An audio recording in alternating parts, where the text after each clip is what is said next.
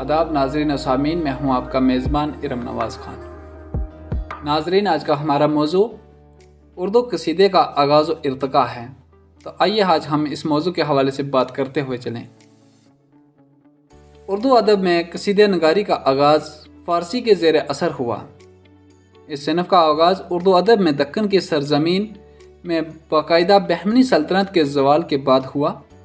जब बहमनी सल्तनत का शराज़ा बिखर गया तो दक्कन में 5 रियासतें कायम हुई, जिनमें 3 रियासतों की बुनियाद ईरानियों ने रखी: बेजापुर, गोलगंडा और अहमदनगर। बेजापुर में आदिल शाही हुक्मरानों का बोलबाला था, गोलकुंडा में कुतुब शाही और अहमदनगर में निज़ाम शाही। इन हुक्मरानों ने शेर व अदब की तरक्की और तरवीज में बहुत अहम किरदार निभाया है।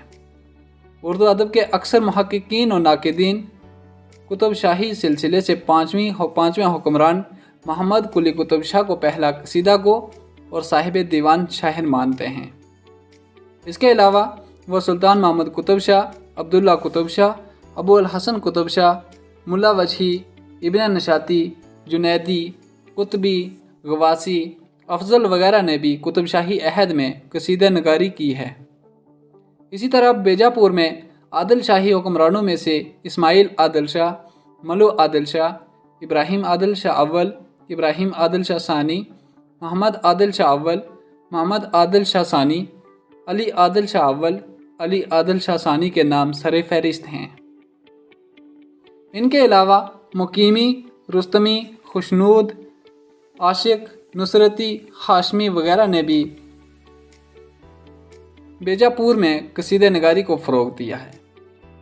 शुमाली हिंद में अवलीन कसीदे फ़ाइज़ देलवी की कुल्लियात में मनाजात और मनकबत की शक्ल में मिलते हैं।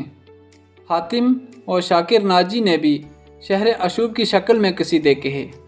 लेकिन शुमाली हिंद में अगर किसी ने सबसे पहले कसीदे को बाकायदा फ़न की हैसियत दी है तो वह सौदा और मीर हैं। उर्दू कसीदे को दर्जा कमाल तक पहुँचाने वाले मिर्ज़ा मोहम्मद रफ़ी सौदा हैं। सौदा को फ़न कसीदा गोई से पूरी मुनासबत हासिल थी।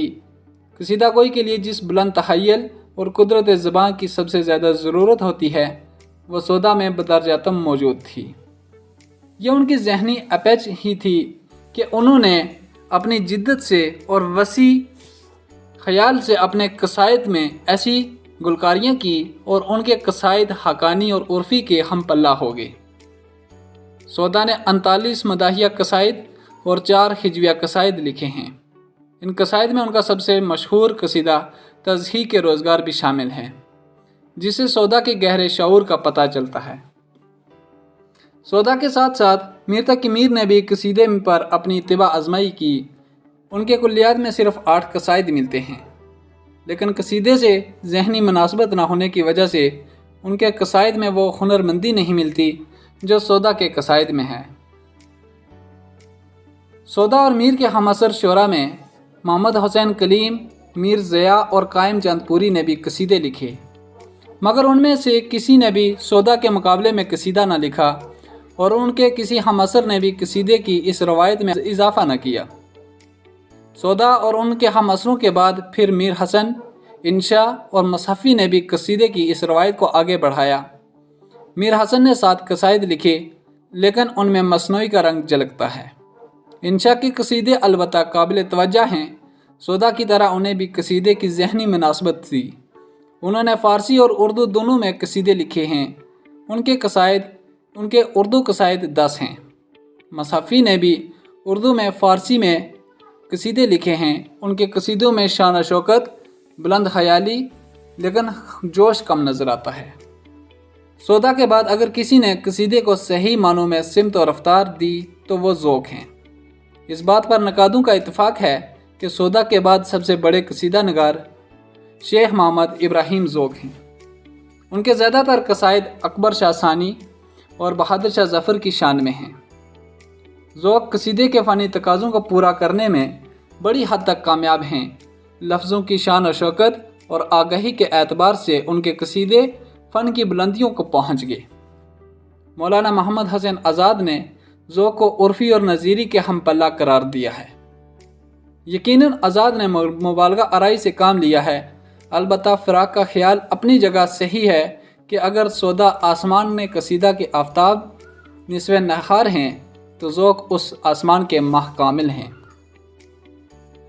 ذوق کے ہم اثروں میں غالب، مومن کے قصائد قابل ذکر ہیں، لیکن میر کی طرح ان دونوں شاعروں کی انا نے انہیں قصیدے کی طرف زیادہ متوجہ نہیں ہونے دیا۔